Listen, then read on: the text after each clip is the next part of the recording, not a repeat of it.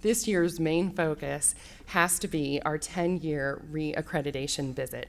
Everything that we do hinges on this reaccreditation. I am very convinced that we're going to have a successful accreditation visit.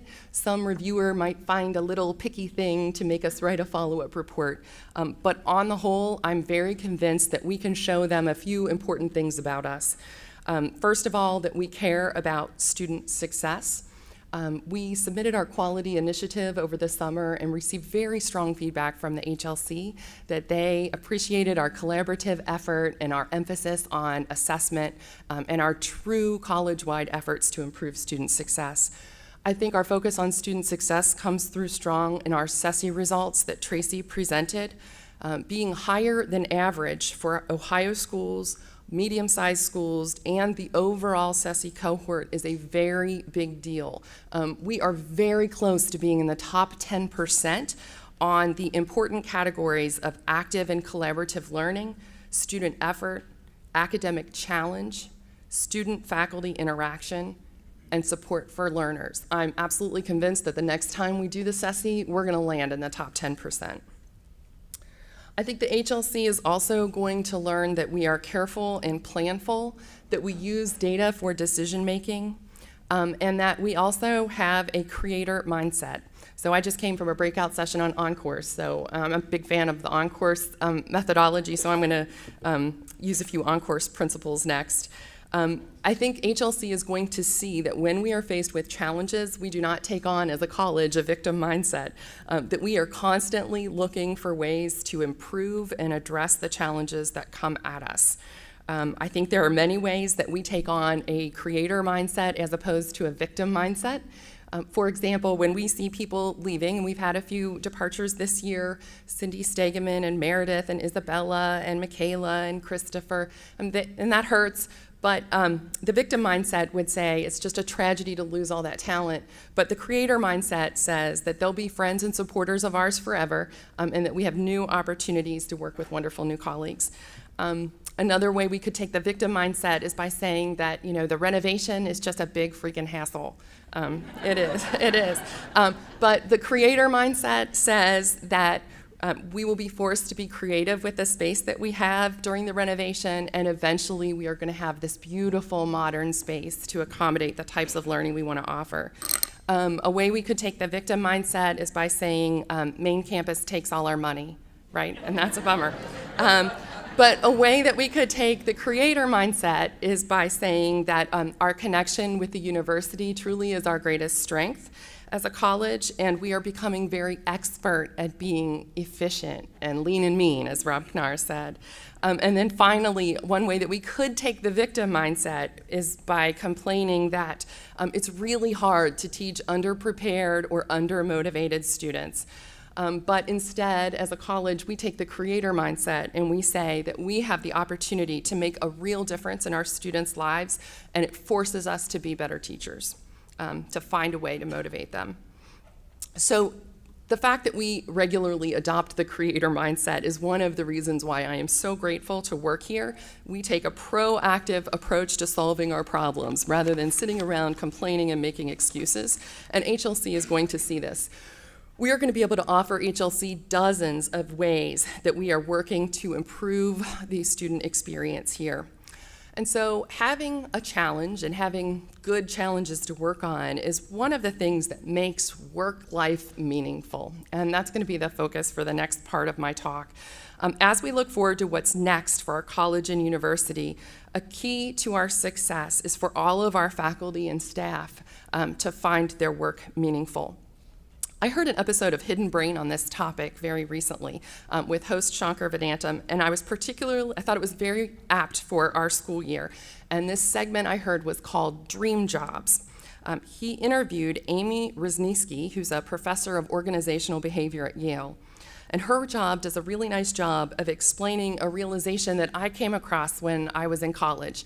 I took the day off, and I was riding my bike on the Loveland Bike Trail, and I stopped at this little lovely ice cream shop. And I was mulling my major and my career for my life, and I thought, you know, maybe I could just open up a little ice cream shop. It sounded so idyllic. I could talk to friendly bikers all day. I'd be surrounded by ice cream. Like, it just sounded like the perfect blissful experience.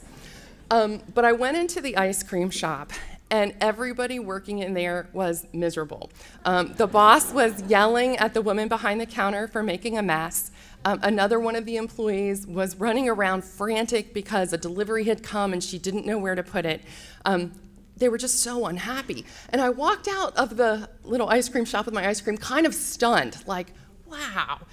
It hit me, this realization that being satisfied in your job is a very subjective experience. So it's not about landing in the right job necessarily, but it's creating something out of the experience and the work that you have.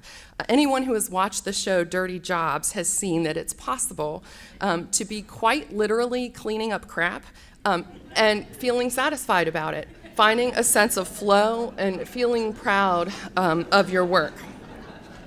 So back to the podcast. Resniski described her interviews with two different workers who had different approaches to their jobs. One was a corporate lawyer, and one was a taxidermist. The lawyer didn't hate his job, but he saw it as a means to an end. He was living in the right city, he was supporting his family. He saw it as the price he was paying to have the life that he wanted. But the taxidermist she interviewed found beauty in his work. He lit up when he talked about his job. He loved the challenge and the problem solving and the creativity involved. He spoke wistfully about how happy customers were when they received their animals and they were surprised that they were so lifelike. On the surface, many people would think that being a corporate lawyer is a better job than being a taxidermist. Many people would think that working in an ice cream shop on a bike trail is pure bliss. And many people would think that it's impossible to find joy when cleaning up crap every day. Resniski's research looked into this, and she started to describe these differences. She interviewed hundreds of people, and she classified their relationship with their work as either a job, a career, or a calling. So the job is all about short-term rewards. Working hour by hour, you weigh the cost and rewards on a daily basis. It's a calculation. If you view your position as a job, you say things like, I just work here. You recognize that you're not invested, you're putting in what you're going to get out of it.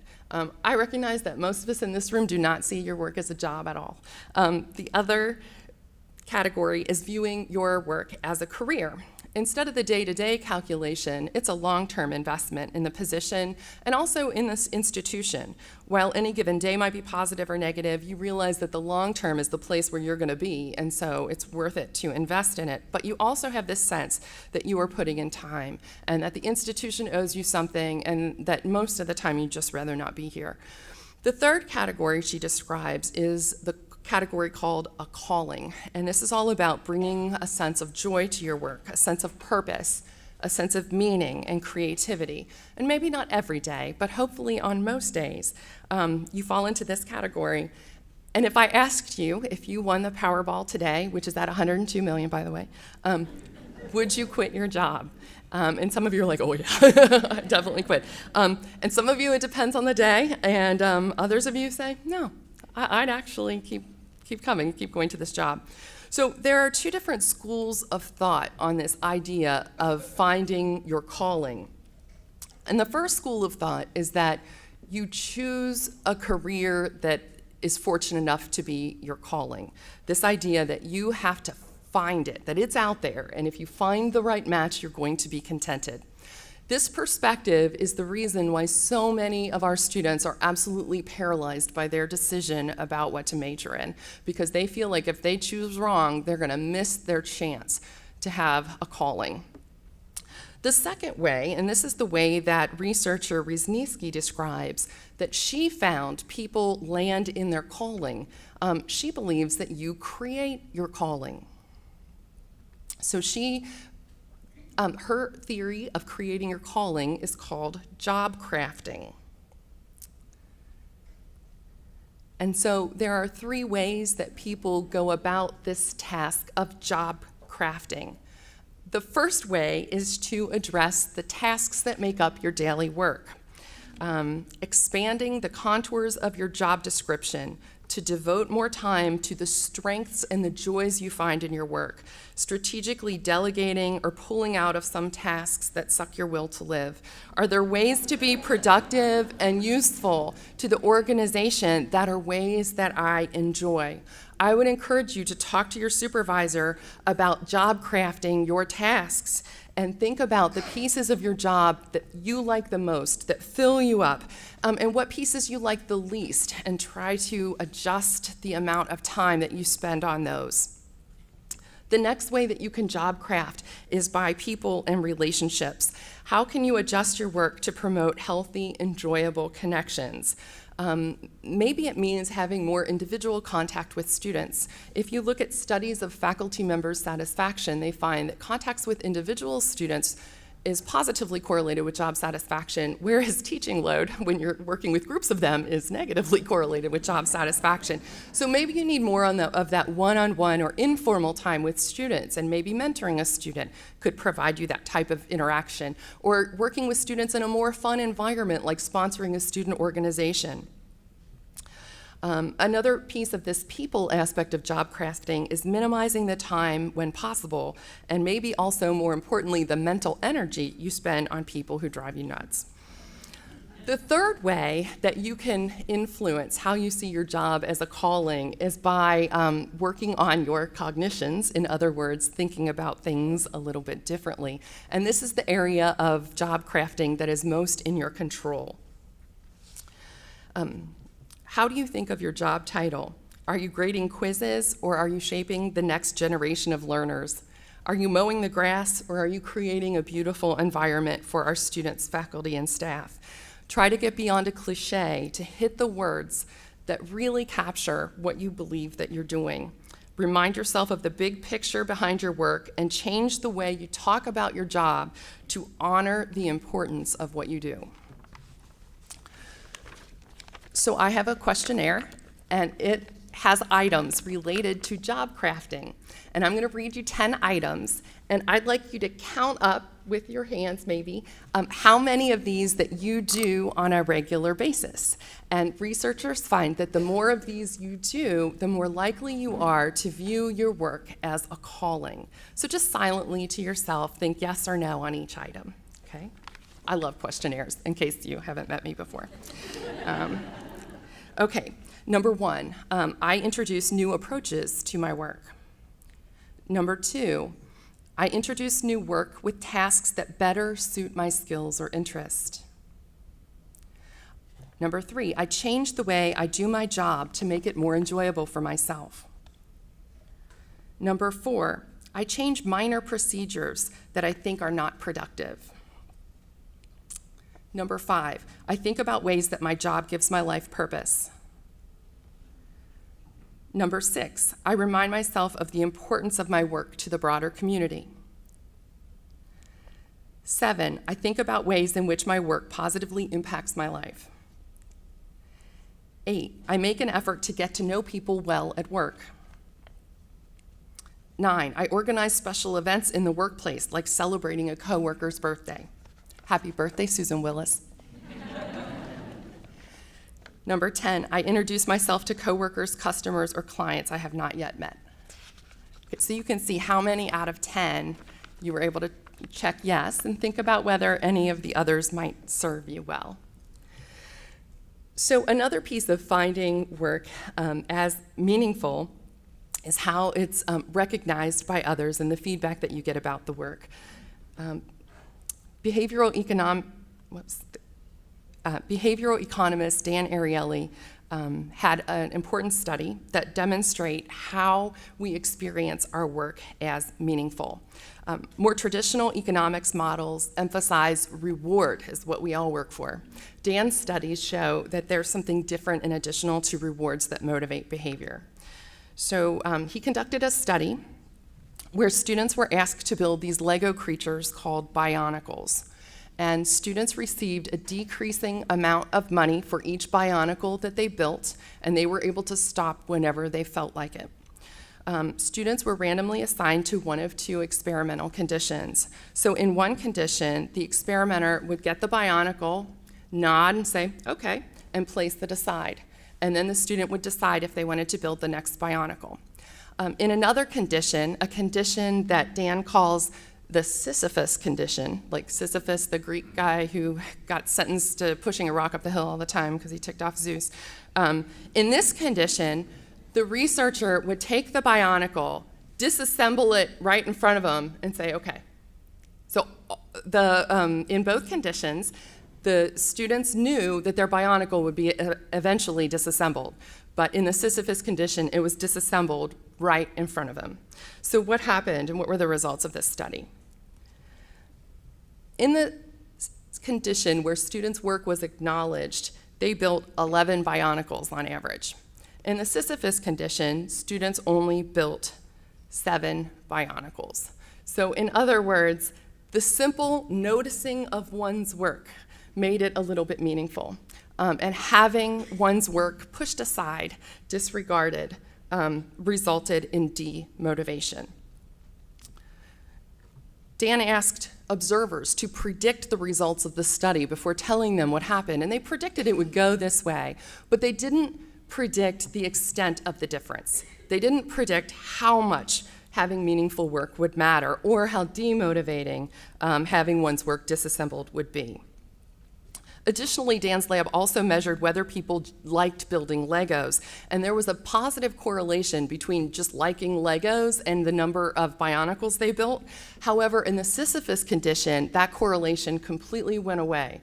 That condition sucked the joy from the task, even if the participants began with an intrinsic interest in the project. So how does this experiment relate to our job here at UC Blue Ash?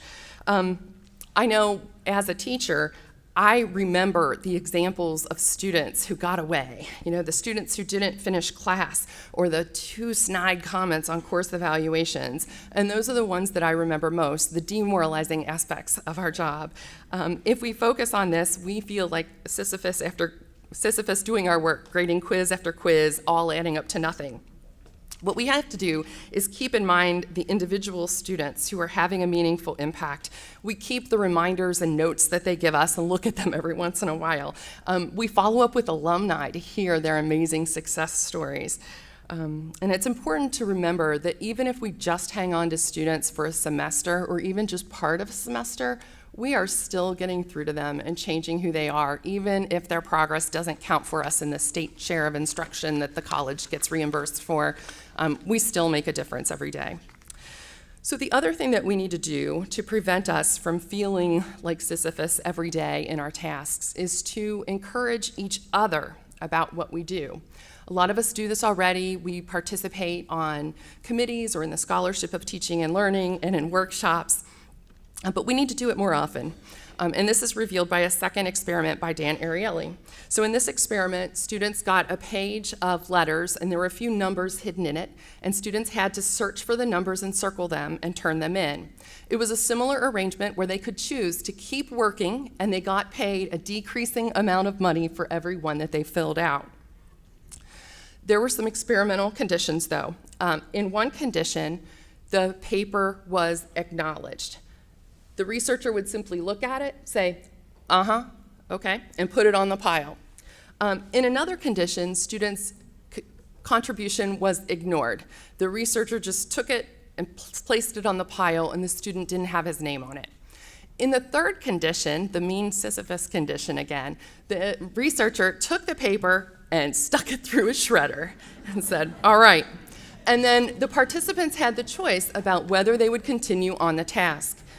So keep in mind The pay was the same, and the traditional economics model would say that we're motivated by pay, so these conditions shouldn't differ. But instead, having a simple acknowledgement of one's work, looking at it, saying, you did that. That doubled the amount of work these students were willing to do on this nonsense task. I think it goes a long way to say that creating motivation is no difference. So if you're wondering why the shorter bar means they doubled the amount of work, Sarah Wolf, this is the amount that they got paid for doing it. So the people in the acknowledged condition kept going even though they got paid a lot less. I wasn't clear about that. Adding this acknowledgement is not difficult. A simple, I see you, I see your work, makes a big difference. So we add meaning to each other's careers when we notice our colleagues and what they're doing and point out that they have a good idea, that they make a difference to our students, and that their effort makes a difference. And we nominate them for awards because of it. Not only can we inspire each other, but we can also remember these experiments when working with our students, and always remember not to trash their bionicles. So that's my metaphor for the year. You can't get through a convocation without a metaphor, is that we don't want to trash our students' bionicles. So we have to notice their work, we have to give them feedback, especially when you see improvement. We have to know our students' names. We have to give them assignments that make them reflect on what they know and what they've learned and how it's meaningful. So those are some ways that we can make our own work more meaningful and also contribute meaning to our students. And so while we are feeling that we are called and we are motivated and have meaningful work, what specifically are we going to be doing and working on this year? And that's the final part of my talk here. So there are some important priorities and initiatives going on at the college that I want to call your attention to. Tracy already mentioned the success coaches, and we have arranged for success coaches by partnering with lots of different people to try to get these resources to our campus. We partner with Cincinnati Youth Collaborative. We partner with Downtown Student Life. We partner with the College of Arts and Science in order to bring these coaches on campus, and they are going to monitor our students' progress, check in with them regularly, remind them of deadlines, refer them to resources on campus. We've also expanded the CYC mentoring program, so a lot of that will be done by mentors too, who are staff, faculty, alumni, and even community members. Another important priority for the college is to lead the university in our e-accessibility efforts. We've been doing well so far, and I know a lot of you have done that Blackboard training or attended the workshop here this summer on e-accessibility. The rates of students with disabilities are twice the rate at the main university here at Blue Ash College.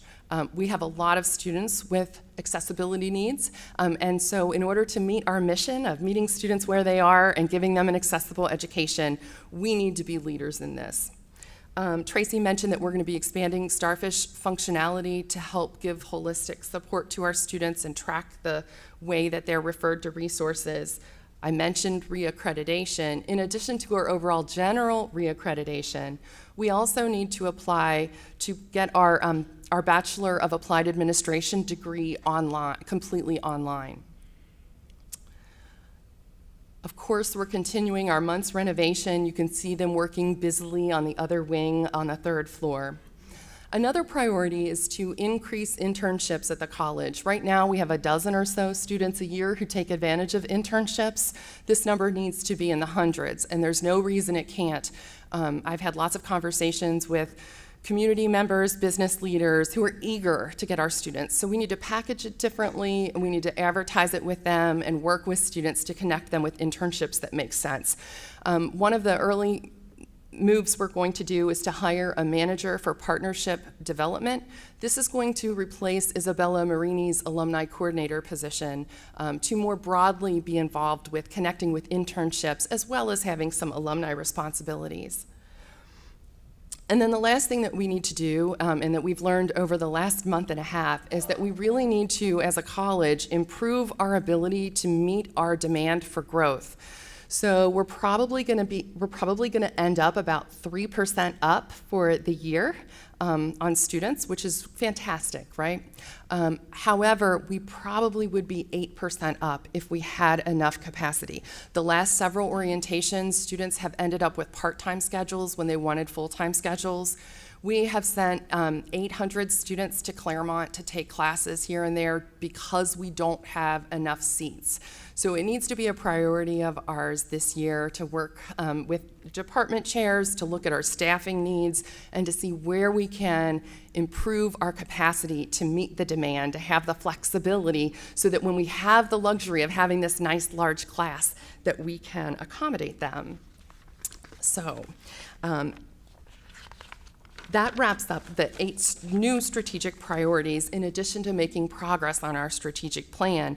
We have a lot of exciting and meaningful work ahead in order to make next possible for our students. I am truly glad that we are going to be doing that together. So that wraps up our 2018 faculty and staff convocation. I hope that every one of you are just as excited about the upcoming academic year as I am. Thank you so much for bearing with me this morning. I hope you have an awesome year.